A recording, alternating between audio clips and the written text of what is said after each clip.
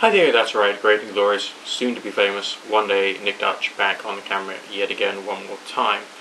I just want to do another video about different varieties of psychic sense perception that happens to me when I'm doing my job of course being a professional tarot reader. And I just done one video yesterday which was covering one particular classification of sensory experience when someone tells me what they want me to look out for or search for. But I really must start classifying and quantifying and qualifying different categories of experience, because it does appear that there are different classifications. The one that I'm going to talk about now only seems to happen if you've been in conversation with the client for a fair few minutes. Alright, the conversation's flowing freely and evenly, and you've got comfortable with each other, you've got a good rapport going, and then all of a sudden, boom, I can suddenly see something, and it'll just appear very vividly in the imagination in the form of a vision, just for a few seconds, and it appears to be just within like that part of my perceptual field, just sort of like down to the right normally. And it's just of one particular thing, something which seems to have been something that the inquirer was concentrating on intensely, maybe at some point within the recent past, or was anticipating rather a lot in the future, and something which represents that.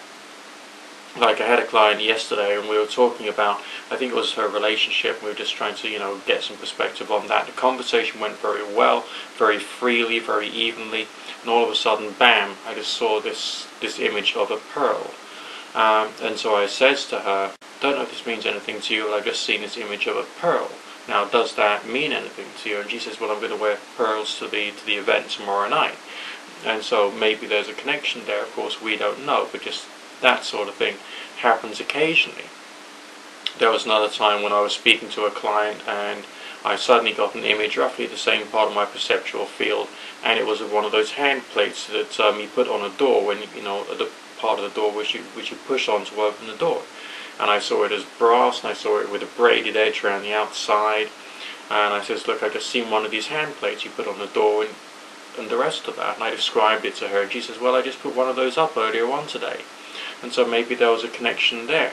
That's another classification of experience. And the reason I'm telling you this is because people out there in the world assume that the person who is the professional psychic automatically knows everything. The entire universe is out there and they know absolutely everything. Well, no, it appears to me that there's little bits of information which are floating around, and those which seem most salient will come to the fore.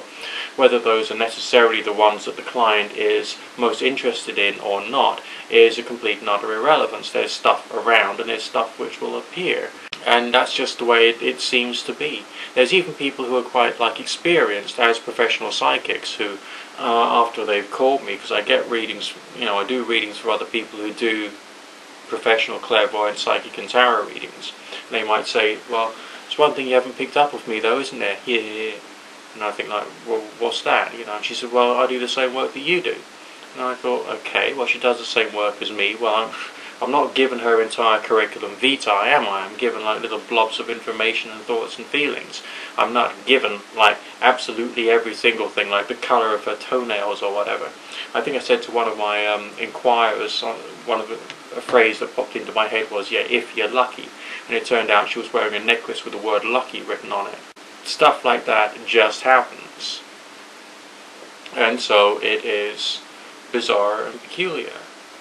But it's not like having absolutely everything in the universe at your disposal. Now, one of the reasons that I think that we use things such as tarot is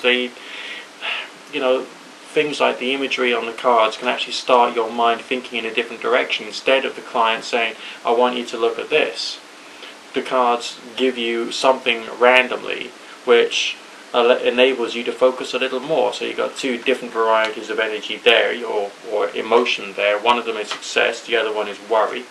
And so if they come up in a reading in a certain part which would normally deal with something, it doesn't necessarily matter that there is a direct correlation between the positions of the cards and anything else. Not really. It's just that starts or seems to spark a chain of thoughts which can then lead you to holding your attention on something, which then creates a vision, for want of a better word, in your mind, which seems to have some kind of meaning to the client.